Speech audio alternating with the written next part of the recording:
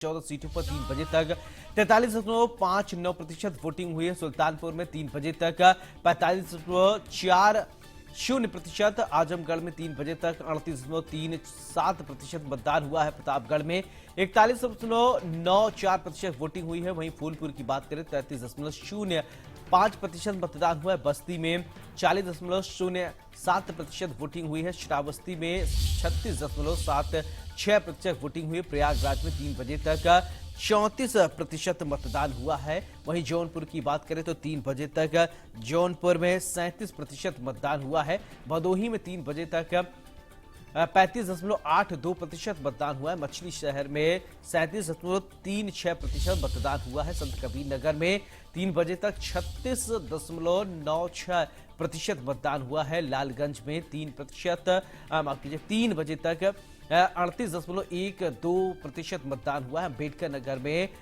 50.40% मतदान हुआ है। डुमरियागंज में 3 बजे तक 41.88% वोटिंग हुई है। लगभग 42% ये वोटिंग हुई है। तो ये बड़ी जानकारी इस वक्त हम आप तक पहुंचा रहे हैं। सुबह से ही वोटिंग जारी है। अब ज्यादा वक्त नहीं बचा है, कुछ ही समय बाकी है। वोट अगर आपने नहीं किया है तो अभी अपने मताधिकार का इस्तेमाल आप करें। लगभग 1 घंटे का से भी कम वक्त अभी आपके पास है और मताधिकार का इस्तेमाल करें। तो ये अलग अलग जगह की 14 सीटों की हम वोट प्रतिशत बता रहे हैं कि 3 बजे तक कहां कितना प्रतिशत मतदान हुआ है। भदोही में 3 बजे तक 35.82%, मतलब 36% तक मतदान हुआ है। वहीं मछली शहर की बात करें तो 37.32% मतदान हुआ है। अम्बेडकर नगर में 50.40% मतदान हुआ है। डुमरियागंज में 41.88% मतदान हुआ है। तो मताधिकार का इस्तेमाल हो रहा है कि और फैक्टर ये भी बताया जा रहा है कि जो मतदान प्रतिशत फूलपुर की अगर बात करें तो फूलपुर कभी पहले प्रधानमंत्री जवाहरलाल नेहरू का संसदीय क्षेत्र हुआ करता था, बहुत प्रभाव था। वहीं बस्ती की बात करें तो जहां पर 40% से ज्यादा मतदान हुआ है।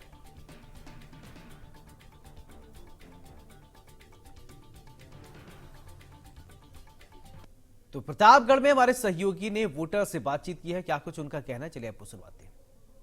प्रतापगढ़ में वोट प्रतिशत की बात करें तो हालांकि गर्मी ने सुबह से ही अपना रूप दिखाना शुरू किया था, जहां टेम्परेचर बढ़ने लगा था। लेकिन अगर मतदान प्रतिशत की बात करें तो 9 बजे तक जहां 13% मतदान हुए थे, वहीं दोपहर 11 बजे तक जो आंकड़े आए 23% के करीब आए, यानी उत्साह देखा गया।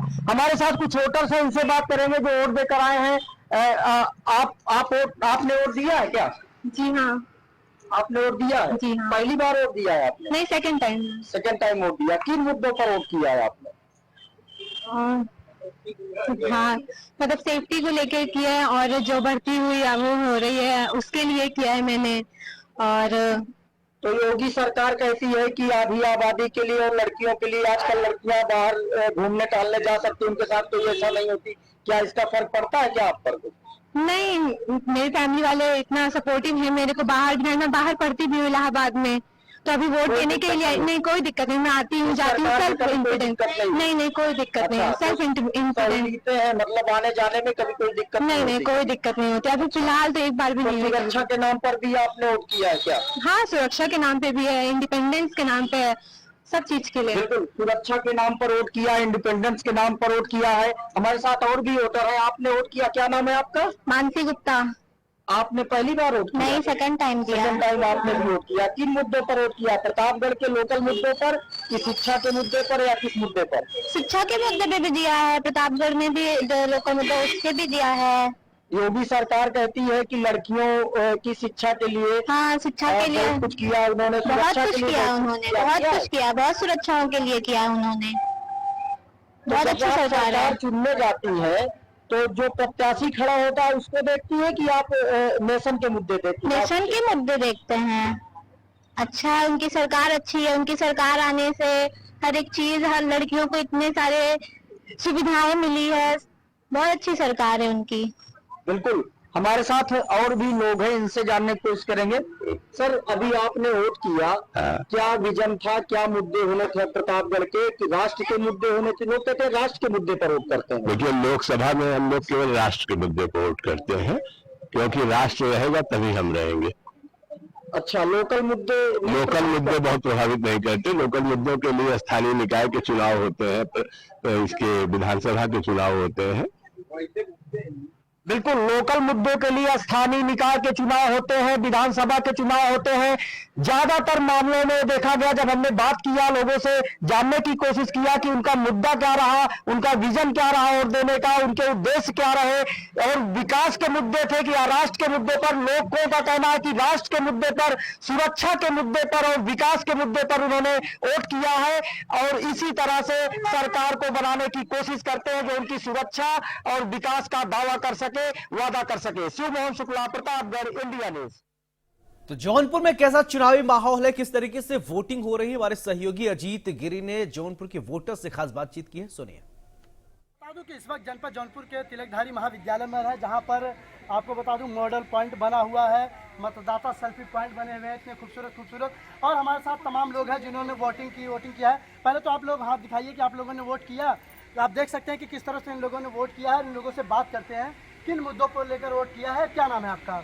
हमारा नाम रागिनी सिंह है और मैंने वोट किया है राष्ट्र हित में, नारी सुरक्षा में और देश के युवाओं के सम्मान में और देश के विकास के लिए। और सबसे बड़ी चीज़ हमने वोट किया है अपने आराध्य श्री प्रभु राम जी के चरणों में। तो हमने अपना मतदान किया है भाजपा को, कमल को। और हमारा मुद्दा ही है सिर्फ नारी सुरक्षा और देश का विकास और नारियों का सम्मान। चलिए, इन्होंने तो बता दिया कि इन्होंने नारी सुरक्षा को लेकर किया है। इनसे भी बात करते हैं। क्या नाम है आपका? प्रियंका श्रीवास्तव। प्रियंका, किन मुद्दों पर वोट किया आपने? हमने आज वोट किया है अपने राष्ट्र हित में, अपने देश की सुरक्षा के लिए। हमारे देश में जो भ्रष्टाचार और जो देश में हमारे नारी सुरक्षा को लेकर इतने अपराध हो रहे हैं नारियों के प्रति, उनको देखते हुए प्रधानमंत्री मोदी जी को एक बार फिर से पुनः हम लोग अपने देश के प्रधानमंत्री के रूप में देखना चाहते हैं। बस इसलिए हम लोगों ने अपने देश के हित में वोट किया है। चलिए, हमारे साथ और भी हैं, महिला हैं, आप देख सकते हैं पूरा भगवा है। इनसे भी बात करते हैं। क्या नाम है आपका? मेरा नाम डॉक्टर अनिता त्रिपाठी है। त्रिपाठी जी, किसको आज किस मुद्दों पर वोट किया है आपने? मैंने देखिए विकास के मुद्दों को ध्यान में रख के वोट किया है और मोदी जी को वोट किया। साफ बता रही हूँ, कमल के फूल को हमको जिताना है और इसलिए जिताना है। हम लोग मोदी और योगी से एकदम प्रसन्न हैं। ऐसा प्रशासन कभी जीवन में आया ही नहीं। 70 साल तक कांग्रेस ने राज किया, कोई काम भैया किया नहीं। जान लीजिए, इतना असंभव। जौनपुर का क्या हाल है विकास के मामले में? जौनपुर भी विकास कर रहा है। आप गोमती नदी किनारे चले जाइए, हमारे माननीय सड़कों का क्या हाल है अभी? सड़क भी 1 नंबर की बनवे बन रही है। सब जगह जाके देख लीजिए, आजमगढ़ वाली रोड देख लीजिए, आप बनारस वाली रोड देख लीजिए, सब शाहगंज वाली देख लीजिए। प्रत्याशी को देख रहे हैं इस बार या मोदी जी को? बिल्कुल प्रत्याशी को नहीं देख रहे हैं, मोदी जी को देख रहे हैं। चलिए, इन्होंने तो साफ कह दिया है कि प्रत्याशी से इनको कोई मतलब नहीं है। हमारे साथ और भी हैं, इनसे बात करते हैं। क्या नाम है आपका? मेरा नाम डॉक्टर ब्रह्मेश शुक्ल है। किन मुद्दों को लेकर आज वोट किया है आपने? वोट किया कि नहीं? हाँ, वोट मैं कर चुका हूँ। अच्छा, वोट मैं कर चुका हूँ और अपने देश के यशस्वी प्रधानमंत्री जो युग पुरुष हैं, हम लोग उन्हीं को देख रहे हैं जो अपने भारत माँ को परम वैभव पर पहुँचाने के लिए निरंतर प्रयासरत है। तो हम लोग उन्हीं को मुद्दा देख रहे हैं। अपने जनपद में जो मुद्दा अपने यशस्वी विकास पुरुष आदरणीय गिरीश चंद्र यादव निरंतर विकास कर रहे हैं, उसको देखते हुए हम समझ रहे हैं तमाम है जो जनता है यहाँ की तमाम मुद्दों पे हमारे साथ और साथी हैं, इनसे भी बात करते हैं। क्या नाम है सर आपका? जटाशंकर त्रिपाठी। त्रिपाठी जी, किन मुद्दों को लेकर आज वोट किया है आपने? हम देखिए राष्ट्र हित के मुद्दे की बात कर रहे हैं और जो हमारी ये बीजेपी गवर्नमेंट जो है, जितने प्राचीन मंदिर हैं सबका जीर्णोद्धार करा करके, सबसे बड़ा तो भगवान प्रभु श्री राम का, उसके बाद बाबा विश्वनाथ जी, महाकाल उज्जैन का, मुद्दों को लेकर वोट किया है, ये बताइए। जिले के विकास के जिले में हमारा जिला तो सबसे अग्रणी जिला है। यहाँ तो IAS BCS अध्यापक घर घर में हैं और यहाँ किसी चीज़ की ज़रूरत ही नहीं है और सारा विकास हो चुका है और आगे निरंतर होता रहेगा। जैसे कि इन्होंने साफ तौर पर कहा है कि इन्होंने स्थानीय मुद्दों को लेकर वोट किया है जनता के, और अब इन्होंने राष्ट्र के हित में वोट किया है। तो कहीं न कहीं जो यहाँ की जनता है जौनपुर की, राष्ट्र हित के लिए वोट और मतदान किया है। इंडिया न्यूज़ से अजीत गिरी, जौनपुर। तो अभी आप जौनपुर की एक रिपोर्ट देख रहे थे। ज्यादातर लोग कह रहे हैं कि राष्ट्र के मुद्दे को लेकर वोटिंग कर रहे हैं। बीजेपी के जो समर्थक हैं उनसे ये कहा जा रहा है कैंडिडेट नहीं, प्रधानमंत्री के चेहरे को देखकर वोट कर रहे हैं। हमारे साथ एक खास पैनल जुड़ा है। सबसे पहले परिचय, फिर इसके बाद चर्चा की शुरुआत करते हैं। ऋचा सिंह, बीजेपी प्रवक्ता, बहुत बहुत स्वागत है। Doctor SK Dubey, Samajwadi party के प्रवक्ता है, बहुत बहुत स्वागत है। एचएन उपाध्याय जी, कांग्रेस प्रवक्ता, बहुत बहुत स्वागत है। डॉक्टर प्रियंका शुक्ला, राजनीतिक विश्लेषक, बहुत बहुत स्वागत है। चर्चा की शुरुआत में प्रियंका जी आपसे करना चाहता हूं कि जिस तरीके से छठे चरण का ये मतदान चल रहा है, ज्यादा नहीं 5:27 हो रहा है, आधा घंटा और वक्त बाकी है। अभी कुछ दर्शकों को और कुछ मतदाताओं को हम देख रहे थे और सुन रहे थे, तो जो कि बीजेपी के समर्थन में वो बोल रहे थे, वो कह रहे हैं कि हम कैंडिडेट को नहीं देख रहे हैं, हम मोदी जी को देख रहे हैं। क्या इससे पहले इस तरीके की चीजें आपने कहीं देखा कि पीएम के चेहरे को देखे स्थानीय मुद्दों को लोग भूल जा रहे हैं, उनको कोई नहीं, कुछ नहीं दिखाई दे रहा, सिर्फ दिखाई दे रहा है मोदी और एक तरफ इंडिया गठबंधन है। दोनों का एक विश्लेषण कीजिए। सही बात है, बिल्कुल। कहीं ना कहीं केंद्र का जो चेहरा है माननीय प्रधानमंत्री नरेंद्र मोदी को उभर कर आया है पिछले 10 सालों में व्यवस्था और सुशासन में। महिलाओं को सुन रही थी अभी, वो बात करी थी कहीं उनकी जो सुरक्षा का सवाल है, वो सुरक्षा के सवाल पे वोट दे रही है, व्यवस्था के सवाल पे है, और एक सुशासन अपने आप में एक, देखिए हम राम राज्य की स्थापना करने की बात करते हैं तो सुशासन उससे स्वयं जुड़ जाता है। मुझे ऐसा लगता है कि कहीं नरेंद्र मोदी जी का जो एक एजेंडा वो लेकर चल रहे हैं, नारी सशक्तिकरण के साथ वो आगे बढ़ रहे हैं, मुझे लग रहा है कि वो सफल हो रहा है और पूरा भारत जो है एकमात्र मोदी कह के वो कहीं ना कहीं आगे बढ़ रहा है। और ये कहीं भी बुराई नहीं है कि भारतीय जनता पार्टी में किसी प्रत्याशी से वो इतना ज्यादा इम्पोर्टेंस भले ही ना दी जा रही हो, सांसद प्रत्याशी जो भी लोकसभा चुनाव में है इस वक्त, हो सकता है कि लोग उनसे जमीनी तौर पर नाराज हो सकता है कि लोग उनसे कहीं ना कहीं कमाओ, लेकिन मोदी जी को देखते हुए मुझे लग रहा है कि बीजेपी हुए जो इस वक्त चलो ठीक है। एचएन उपाध्याय जी, मेरा सवाल आपसे, देखिए सवाल इसी से जुड़ा कि अभी मैं सुन रहा था, लगातार दिखा रहे हैं हम लोग सुबह से, कुछ ऐसे लोग हैं जो ये कहते हैं कि हम बीजेपी को नहीं, हम मोदी जी के नाम पर वोट कर रहे हैं, हम मोदी को देख रहे हैं, कैंडिडेट कौन है उनको मतलब नहीं। क्या कांग्रेस में ऐसा कुछ लोग आपको दिखाई दिए कि कहते हो कि हम नहीं, फला व्यक्ति के नाम पर हम वोट कर रहे हैं, चाहे राहुल जी, प्रियंका जी, तमाम बड़ी पार्टी आपकी है, क्या वो छवि बनाने में इतनी पुरानी पार्टी अभी कामयाब नहीं हो पाई है? क्या इस तरीके अभी सुनने में नहीं आ रहा है?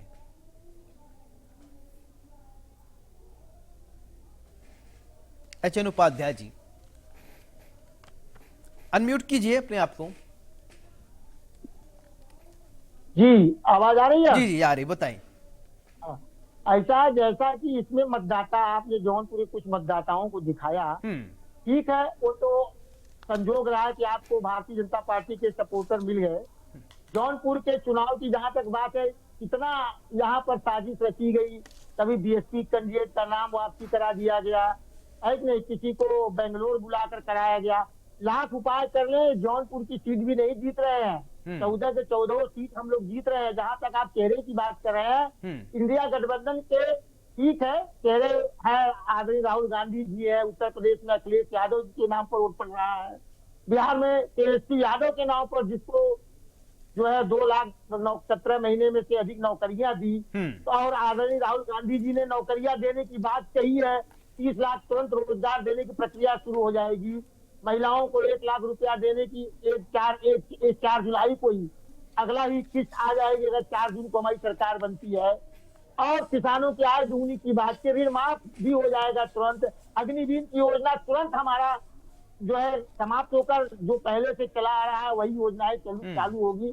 तो सब मिला जुला के देखिए, चाहे इंडिया गठबंधन के भी जो भी वोट है, वो 2, 4, 5 जो घटक दल के, हर घटक दल के, चाहे शिवसेना के उद्धव ठाकरे ही, हमारे जो भी नेता प्रमुख है उनके नाम पर भी वोट पड़ रहा है। महाराष्ट्र में उद्धव ठाकरे के नाम पर पड़ रहा है, बिहार में तेजस्वी यादव, लालू यादव के नाम पर, उत्तर प्रदेश में अखिलेश यादव के नाम पर, और पूरे देश में जो छतरी को कंबाइंड किए हुए हैं, जो ढके हुए हैं आदरणीय राहुल गांधी जी, उनके नाम पर वोट पड़ रहा है। और इस सरकार की 10 साल की जो असफलता है उसको जनता तक पहुंचाने में महत्वपूर्ण भूमिका आदरणीय राहुल गांधी जी ने अपने भारत जोड़ो यात्रा और न्याय यात्रा के माध्यम से उन्होंने किया है। हर जगह इंटरव्यू भी दे रहे हैं आदरणीय राहुल गांधी जी, इंटरव्यू के माध्यम से, कभी टेम्पू वाले के हला, वो टेम्पू वाला वो पैसा पहुंचाने वाला नहीं था, जैसा कि इन्होंने कहा कि हमारे मित्र अंबानी अडानी जो है कांग्रेस को पैसा पहुंचा रहे हैं, टेम्पो में खड़े होकर टेम्पो चलाने वालों की समस्याओं को सुन रहे हैं, मैकेनिक की समस्याओं को सुन रहे हैं, वहां पर अपना इंटरव्यू दे रहे हैं और सरकार की तमाम असफलताओं को जनता तक पहुंचाने का काम कर रहे हैं। हमको पूरी उम्मीद है कि 4 जून को इंडिया गठबंधन की सरकार बनेगी। और आपने संजोग से वो भारतीय जनता पार्टी सपोर्टर मतदाताओं को दिखाया, इसलिए उन्होंने ऐसी बात कह रहे थे, वो संजोग ही देखिए। और हमारे हमने सिर्फ किसी को प्रोवोक नहीं किया, आप बोले, जनता अपने आप बोल रही है, मतदाता अपने आप बोले, किसी को हम पूछ नहीं रहे, हमने बस ये पूछा रिपोर्टर ने हमारे कि आप कहाँ, बिना पूछे बोल रहे हैं लोग, तो इसलिए मैंने कहा कि ये सवाल बनता है, आप लोग वरिष्ठ लोग हैं, समझा सकते हैं कि जनमानस के पटल पर क्या है। और उपाध्याय जी, आप भी समाज में रहते हैं, बेहतर तरीके से आप देख रहे हैं, लोगों से रोज मिलते होंगे और आपको भी माहौल पता है इस समय कैसा चल रहा है। ठीक है डॉक्टर एसके दुबे जी, क्या लग रहा है इस बार का माहौल जो है एचएन उपाध्याय जी जैसा कह रहे हैं उसी तरीके है या उससे थोड़ा इतर है? नहीं, देखिए, अभी इसको मैं इस हिसाब से बोलूंगा कि अभी माहौल पूर्णतः समाजवादी पार्टी इंडिया गठबंधन के फेवर में है। अभी जो धीमे धीमे बात आ रही थी कि कौन आ रहा है, क्या आ रहा है, और भारतीय जनता पार्टी जो जोर शोर से चिल्ला रही थी इलेक्शन से पहले, आप देखिए कि आज छठे चरण तक आते आते वो कहाँ तक पहुंच गए हैं। यानी कि उनका ग्राफ डे टू डे गिरा है। ये मैं नहीं बोल रहा हूँ, ये न्यूज बता रही है, ये चैनल्स में के थ्रू पता चल रहा है, ये जो अखबार हैं उनके थ्रू पता चल रहा है, जो पब्लिक है उसके थ्रू पता चल रहा है। यानी कि कहीं ना कहीं जो इनका सपना था 400 पार वाला, वो सपना सच होगा, क्योंकि 400 पार के बाद जो मेरे राष्ट्रीय अध्यक्ष जी ने बोला है कि 400 पार, सभी जानते हैं कि 400 पार के बाद तो कितना बचता है, 143 ही बचता है। तो वो 143 इन्हें मुबारक हैं। मेरी अग्रिम बनाई है कि जब 4 तारीख को इनके जो 143 आएंगे, उसके लिए मेरी तरफ से आज से ही बधाई देता हूं। चलिए, आपने अग्रिम शुभकामनाएं दी और ये कहना अभी बहुत जल्दीबाजी हो जाएगी। ठीक है, इसका जवाब ऋचा सिंह जी दे सकती हैं बेहतर। देखिए, आप लोग कह रहे 443, ये कह रहे हैं कि 143 सीट आपके आ रहे हैं, आप कह रहे थे 400 पार, तो थोड़ा इनको जवाब दे दीजिए ऋचा सिंह जी।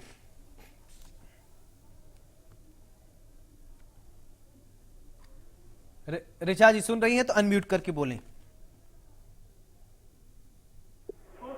4 करोड़ रुपए जो है। ऋचा जी, आप सुन पा रही हैं मुझे? जी। तो अगर आप सुन रही हैं तो अभी एसके दुबे जी कह रहे थे 143 सीट से ही भारतीय जनता पार्टी को संतोष करना है 4 जून को। देखिए, एसके दुबे जी क्योंकि अखिलेश यादव जी को अपना नेता मानते हैं और अखिलेश यादव जी जिनमें मुंगेरी लाल के सपने देखते हैं, इसलिए वो उत्तर प्रदेश की 80 में से 80 लोकसभा सीटें जीतने का सपना देख रहे हैं, जो कि आने वाली 4 जून को पूरी तरीके से टूट जाएगा और इस मुकाबले से बाहर निकले। 5 चरणों के चुनाव हो चुके हैं, जिसमें से लगभग 310 सीटों पर भारतीय जनता पार्टी ने आगे चल रही है, जीत हासिल करनी है। और अब जो 2 अन्य चरणों के चुनाव बाकी हैं, जो एक चरण आज चल रहा है और एक आने वाला चरण और बाकी है, इसमें भारतीय जनता पार्टी को जनता 400 पार का जनादेश देनी चाहिए। देखिए, अभी आपके ही न्यूज चैनल में आपने जिस तरीके से महिलाओं से बात की कि आखिर वो किस लिए अपना वोट दे रही है, तो चाहे वो महिलाएं हो, इस देश के युवा हो या इस देश का आम नागरिक हो, वो इस देश के विकास के लिए, एक मजबूत एवं स्थिर सरकार बनाने के लिए, राष्ट्र निर्माण के लिए और 2047 तक भारत विकसित राष्ट्र बन सके, इसके लिए अपना जनादेश दे रहा है। इंडी गठबंधन उनकी लगातार सिर्फ तुष्टीकरण की राजनीति करता है और तुष्टीकरण की राजनीति के दम पर ही ये 80 सीटें उत्तर प्रदेश में हासिल करना चाहते हैं और ये आंकड़ा देख रहे हैं बहुमत का देश में। लेकिन तुष्टीकरण की राजनीति को जनता ने नकार दिया है और जिस तरीके से कांग्रेस और समाजवादी पार्टी दलित पिछड़ों का हक छीनकर धर्म के नाम पर आरक्षण देकर वोट बैंक की राजनीति करने की कोशिश की है, उससे जनता बेहद नाराज है और जनता आदरणीय प्रधानमंत्री मोदी जी को तीसरी बार हैट्रिक लगाने के लिए अपना जनादेश दे रही है। मैं आपको बताऊं कि आज हमारे प्रयागराज में भी वोटिंग चल रही है और अभी सुबह से मैं बूथों पर लगातार खुद मौजूद थी, तो जनता में बहुत उत्साह है और जनता बढ़ चढ़कर भारतीय जनता पार्टी के पक्ष में मतदान करेगी। बिल्कुल, चलिए ठीक है।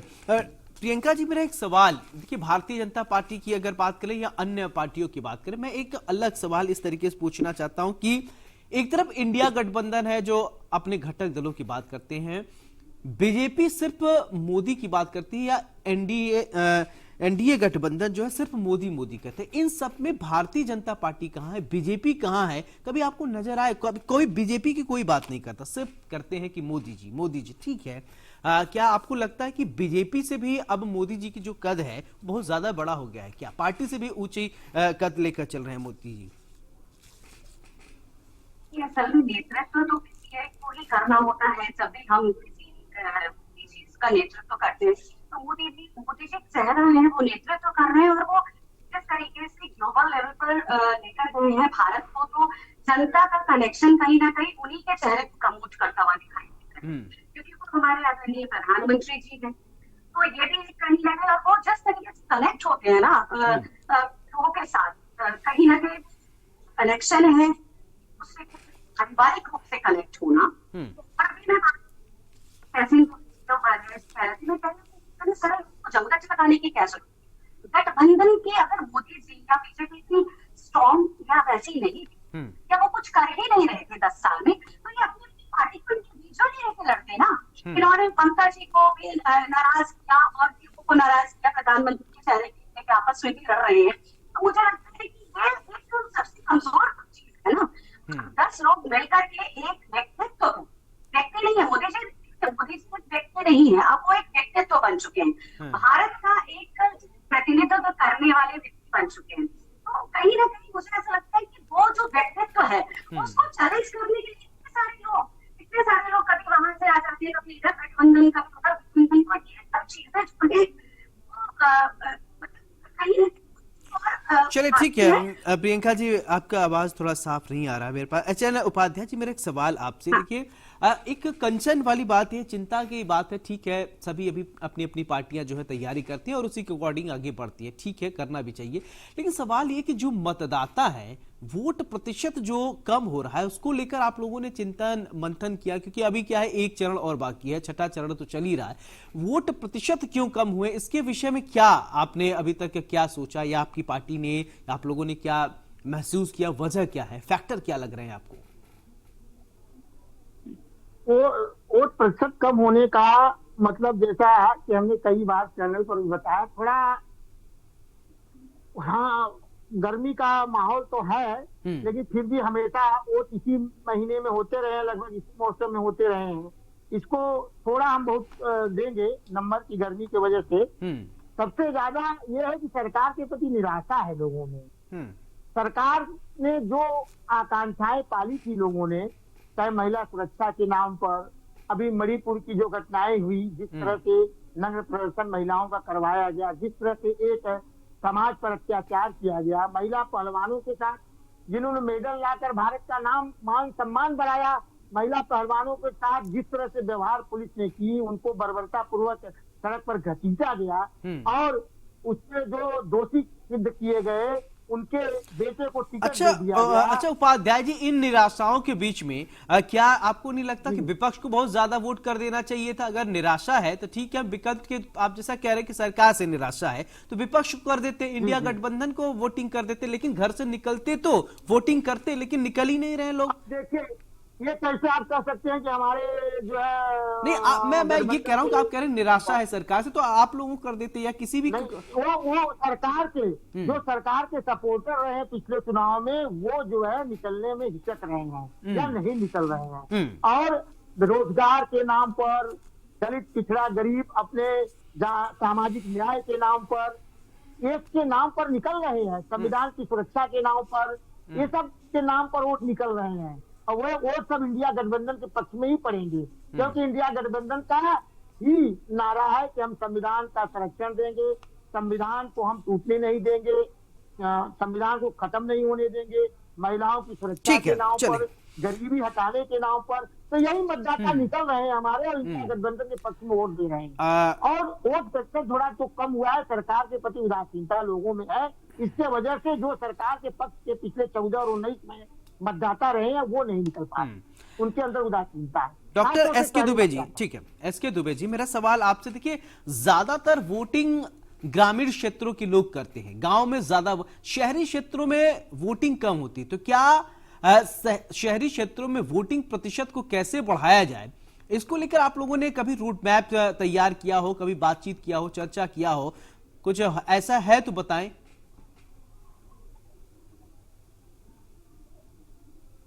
अनम्यूट करके बोले।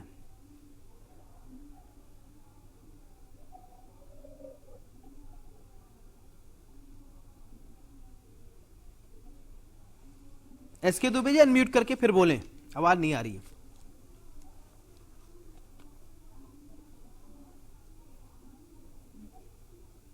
चलिए मैं आपके पास जी जी आ रही है आवाज, बोलिए।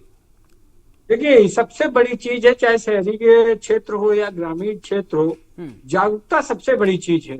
अगर जागरूकता आ जाएगी, अब शहरों में क्या होता है कि लोग नौकरी पेशा वाले होते हैं, अब प्राइवेट में कोई ये छुट्टी तो होती नहीं उन लोगों की, तो और उतना जो जिस हिसाब से अपने को एक वो जुनून होना चाहिए कि नहीं ये बहुत बड़ा पर्व है, ये होली, दीपावली, रमजान, ईद सबसे बड़ा पर्व है, वो जो भावना है उसकी कहीं ना कहीं कमी है, जिससे कि ये जो परसेंटेज है वो 60-65 के समथिंग रहता है। लेकिन इसके विपरीत देखिए आप, कुछ स्टेट में 80% तक जाता है। निश्चित तौर पर अब वहाँ क्या किस कारण जाता है, वो एक बार चुनाव आयोग को उसकी भी स्टडी करना चाहिए कि आखिरकार यहाँ किस हिसाब से 80% 70% जाता है, क्या लोगों में कितनी जागरूकता है। तो ये जो अभियान है, ये छोटे छोटे संगोष्ठी करे, पब्लिक से कांटेक्ट करें, इनके जो अभी देखिए एक सरकार और चुनाव आयोग के पास बहुत बड़ा तंत्र है, ये चाहे तो कुछ भी कर सकते हैं। और दूसरा सबसे बड़ा जो चीज है, जहां तक मेरे समझ में आया है कि जो गर्मी है वो कहीं ना कहीं सबसे बड़ा फैक्टर उसमें से एक है। मैं ऐसा नहीं बोल रहा हूँ कि सब कुछ वही है कि गर्मी के कारण वोटिंग नहीं हो रहा है, गर्मी के कारण चुनाव लगभग मई में होते हैं, लेकिन सरकार और आयोग को ये सोचना चाहिए कि गर्मी की जगह कोई दूसरे सीजन में, ऐसी सीजन में रखे जब गर्मी और जो सर्दी है वो चलिए आपने एक मौसम को फैक्टर बताया और काफी टाइम से मौसम को हो यानी गर्मी मौसम को लोग फैक्टर मान रहे हैं। प्रियंका जी, आप भी यही सोचती हैं कि क्या एक गर्मी फैक्टर है या फैक्टर कुछ और? एक सवाल मेरा ये शहरी क्षेत्रों और ग्रामीण क्षेत्रों को लेकर कि गांव के लोग ग्रामीण क्षेत्रों में मतदान ज्यादा होता है, मतदान प्रतिशत ज्यादा होता है, शहर के लोग उनको सुविधाएं ज्यादा चाहिए लेकिन वोट कम करते हैं, ऐसा क्यों?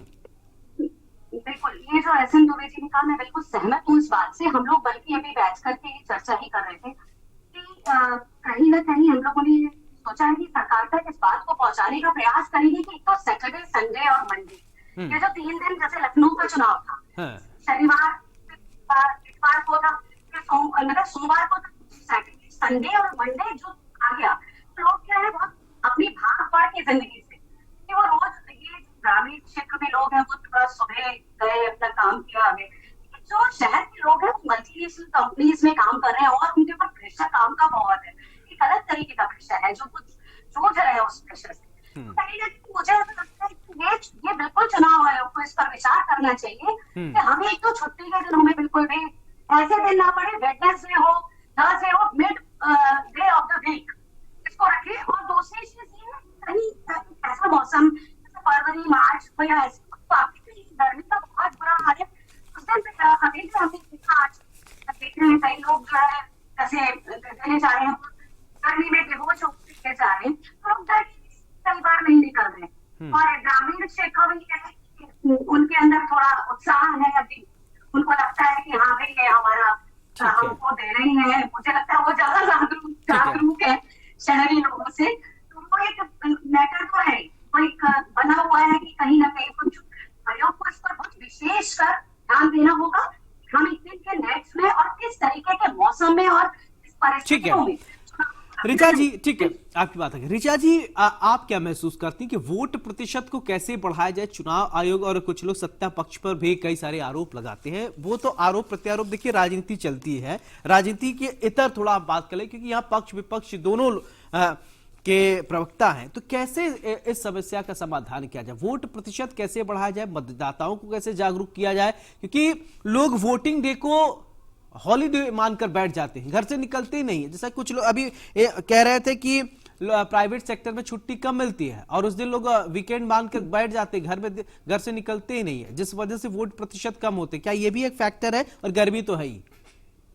देखिए, लोकतंत्र के उत्सव पे मतदान अधिक से अधिक संख्या में हो, ये बेहद महत्वपूर्ण है। इसके लिए जो जरूरी कदम उठाए जाने चाहिए वो सभी को मिलकर उठाने चाहिए। और भारतीय जनता पार्टी लगातार जनता के बीच में रहकर इस तरीके की गोष्ठियां करती है और लगातार जनता को जागरूक करती है कि वो अधिक से अधिक संख्या में निकलकर वोट करें। लेकिन एक मैं आपको महत्वपूर्ण बात बता दूं कि जब विपक्ष दिशाहीन होता है और जो वोट निकल रहा है, मैं आपको इसको गारंटी के साथ बता सकती हूँ कि वो भारतीय जनता पार्टी के पक्ष में पड़ रहा है। जिस तरीके के दावे एसके दुबे जी अभी कर रहे थे, इसी तरीके के दावे उन्होंने 2014 में भी किए थे और 2019 में भी किए थे।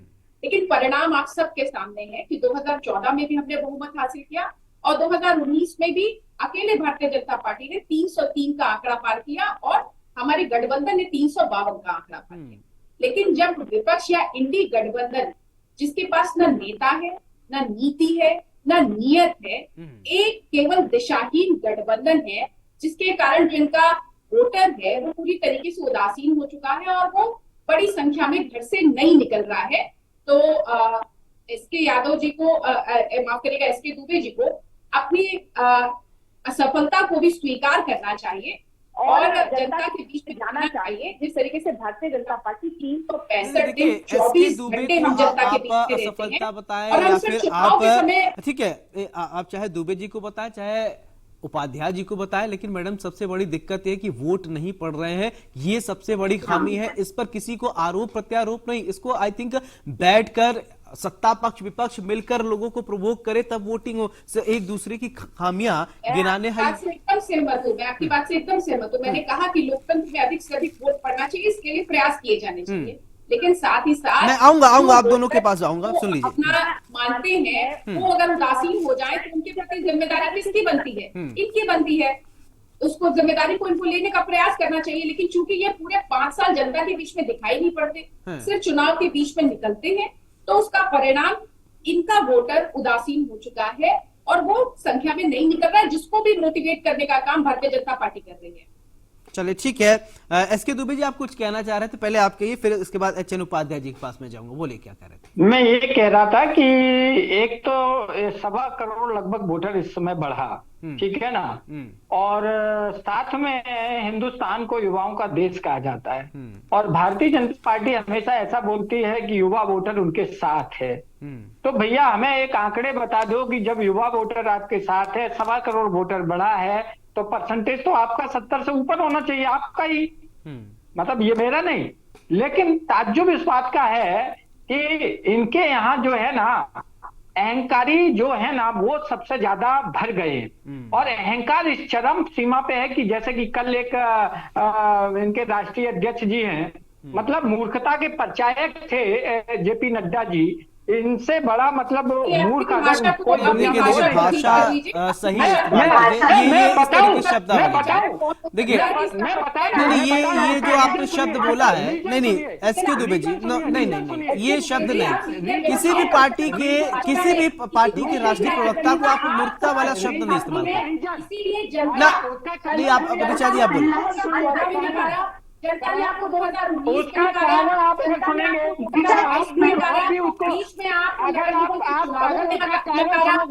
पंचायत चुनावों में आपको नकार दिया, 2024 में जनता आपको नकारने जा रही है। क्योंकि आपके नेता अखिलेश यादव जी भरे मन से मार देते हैं, आप महिलाओं के लिए लगातार शब्द इस्तेमाल करते हैं, आप सुनिए भारतीय जनता पार्टी की प्रवक्ता महोदय, सुनिए, यही आप लोगों की आपत्ति नहीं है, मेरे को भी आपत्ति थी। कल जब मैं टीवी देख रहा था तो जिस हिसाब से रैली करने आए थे और जिस हिसाब से कल मैं देख रहा था टीवी पे और जेपी नड्डा बोल रहे थे, उससे मेरे भी आपत्ति है। चलिए ठीक है, राष्ट्रीय अध्यक्ष को किस तरीके से संबोधित किया जाए, इनको असल नहीं है। आपको जनता नहीं देखिए, अक्ल है या अक्ल नहीं है, ये सब देखिए एसके दुबे जी, आज से बौखला गए हैं, इसलिए अपनी भाषा का स्तर देखिए।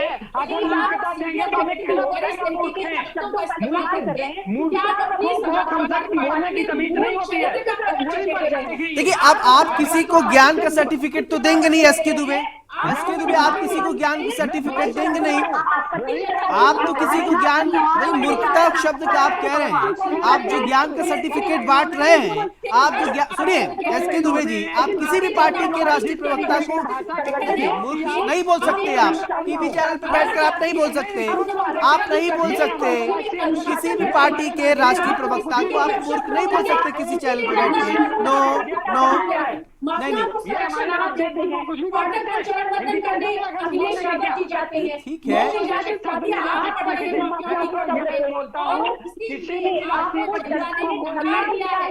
चलिए ठीक है, आप लोग बात आ गई। ठीक है, आप लोग मुद्दे को डिरेल मत कीजिए। ठीक है उपाध्याय जी, ठीक है उपाध्याय जी, आप कुछ बोलना चाह रहे थे लेकिन आप नहीं एसके दुबे जी, आपने चर्चा को थोड़ा डिरेल कर दिया था। माफी चाहूंगा, आपने जिस तरीके की शब्दावली का इस्तेमाल किया वो नहीं बोलना चाहिए। किसी भी राष्ट्रीय पार्टी के प्रवक्ता को देखिए मूर्ख शब्द का इस्तेमाल नहीं करना चाहिए प्लीज। नहीं ये शर्म की बात है, ये नहीं। जेपी नड्डा जी किसी, चलिए ठीक है, ओके नहीं ये नहीं चलेगा। ठीक है उपाध्याय जी, आप बोलिए। हम बात करें वोट प्रतिशत को कम करने को लेकर, कैसे बढ़ाएं। आप कहाँ जा रहे हैं, कहाँ जा रहे हैं एसके दुबे जी? ठीक है ऋचा जी, ठीक है, हम वोट प्रतिशत